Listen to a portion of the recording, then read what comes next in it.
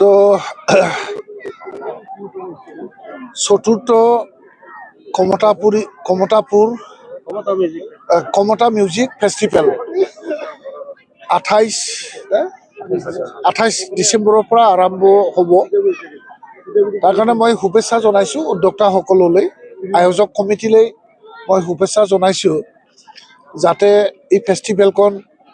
খুব আদৰৰ ফেষ্টিভেল হয় আৰু যাতে জাতীয় উৎসৱ হিচাপে যাতে খুব ডিচিপ্লিন ডেকোৰাম মানি চলি এই ফেষ্টিভেলখন জাকজমকেৰে উদযাপন হ'ব। 12দিনীয়া কাৰ্যসূচী লৈ এই উৎসৱখন পালিবলৈ উদ্যোক্তাসকলে মনস্থ কৰিছে আৰু ইয়াত মই নিজেও পৰামৰ্শদাতা হিচাপে তেখেতসকলৰ লগত মই জড়িত হৈছোঁ আৰু মই এইখিনি পৰামৰ্শ আগবঢ়াইছোঁ যে এইটোৰ জৰিয়তে যাতে আমাৰ যিটো ৰাজবংশীয় যিটো আমাৰ কালচাৰ আৰু আমাৰ মিউজিক গীত সংস্কৃতিক আগুৱাই লৈ যোৱাত যথেষ্ট সহায়ক হ'ব আৰু বহুতো আমাৰ নামী দামী শিল্পীসকলক ইয়াত আমন্ত্ৰণ জনোৱা হ'ব। অকল এইটো খালি ৰাজবংশী কালচাৰ নহয়, ইয়াত আমাৰ অসমীয়া গীত, বড়ো গীত, বিভিন্ন ধৰণৰ মাল্টি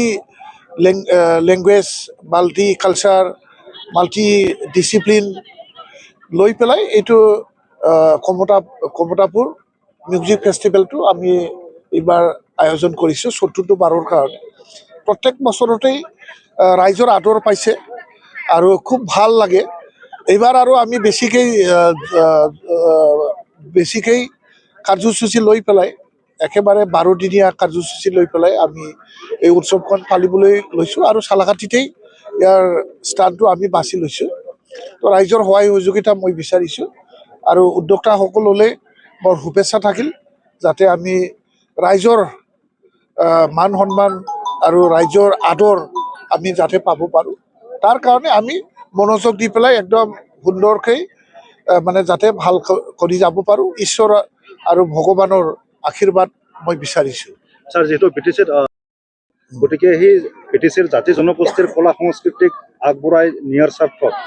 পৰিকল্পনা আছে নেকি? আমাৰ বিটিচিত ইতিমধ্যে আমি সিদ্ধান্ত লৈছোঁ, আমাৰ যিমান জাতি জনগোষ্ঠী ইয়াত আমি বসবাস কৰি আছোঁ যুগে যুগে ধৰি, তো আমি সকলোৰে জাতীয় বীৰ শ্বহীদসকলক আমি স্মৰণ কৰোঁ আৰু যিসকল আমাৰ জাতীয় লেজেণ্ডাৰী বীৰ বীৰংগনাসকল আছে তেখেতসকলকো আমি সকলো জাতি জনগোষ্ঠীৰ বীৰ বীৰংগনাসকলক আমি শ্ৰদ্ধাৰে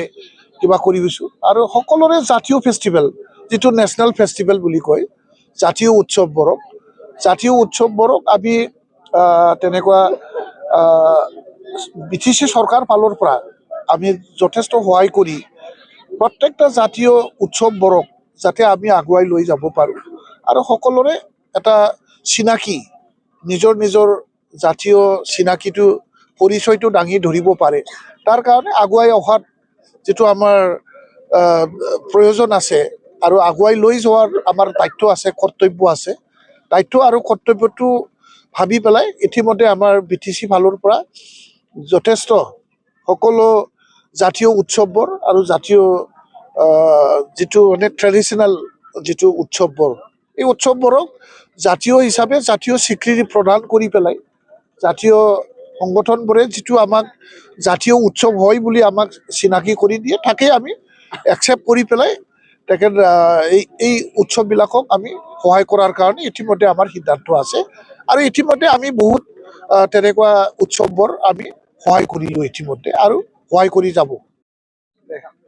28 তাৰিখৰ পৰা যিহেতু কামত আমি ফেষ্টিভেল অনুষ্ঠিত হ'ব কেনেদৰে অনুষ্ঠিত কৰিব আৰু কি কি ইয়াত কৰা হ'ব হয় অন্যান্য বছৰৰ দৰে এইবুলিও আমি কমতাপুৰ কোচ ৰাজবংশী শিল্পী সমাজে অহা 28 ডিচেম্বৰ 2025 পৰা জানুৱাৰী মাহৰ 9 তাৰিখলৈকে কোকৰাঝাৰ জিলাৰ দিয়াজিজিৰি গাঁৱত তাৰাং নদীৰ কাষত ধুমধামেৰে পাতাৰ কাৰণে একটা আয়োজন চলি আছে আচলতে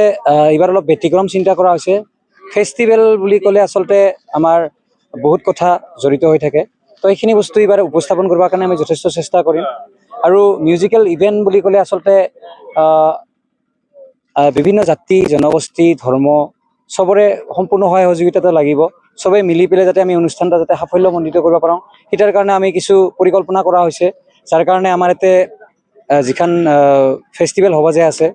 এতিয়া আমি 5000 নাচনীক আমাৰ কুচান গোৱালিনী নাচোৱাৰ কাৰণে একটা পৰিকল্পনা কৰা হৈছে তাৰ উপৰিও বলিউডৰ তাৰকা ভালেকেইজন জনপ্ৰিয় কণ্ঠশিল্পী এতিয়া এই অনুষ্ঠান পৰিৱেশন কৰাৰ লগতে অসমৰ বিভিন্ন কলা কৌশলী তাৰোপৰি আমাৰ কোচ ৰাজবংশী সংগীত জগতৰ প্ৰত্যেকজন শিল্পীয়ে অনুষ্ঠান পৰিৱেশন কৰাৰ কাৰণে একটা সিদ্ধান্ত লোৱা হৈছে কিমান দিনীয়া হ'ব অনুষ্ঠানটো আমি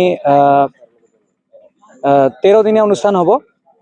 28 তাৰিখৰ পৰা জানুৱাৰী মাহৰ 9 তাৰিখলৈকে 13 দিনীয়া সম্পূৰ্ণ এটা অনুষ্ঠান হ'ব আৰু আমিও খুব এক্সাইটেড এতে সম্পূৰ্ণ ৰাইজৰ লগতে বিভিন্ন জাতি ধৰ্ম সবৰে আমাক সহায় সহযোগিতাখিনিও লাগিব যেহেতুকে আমি প্ৰথমবাৰৰ কাৰণে এইবাৰ যদিও আমাৰ Kamata music festival 4th addition হয় 44তম কিন্তু এইবাৰ অলপ ব্যতিক্ৰমভাৱে আমি কৰাৰ কাৰণে পৰিকল্পনা লৈছোঁ সেইকাৰণে দিয়াজিজিৰি গাঁৱৰ লগতে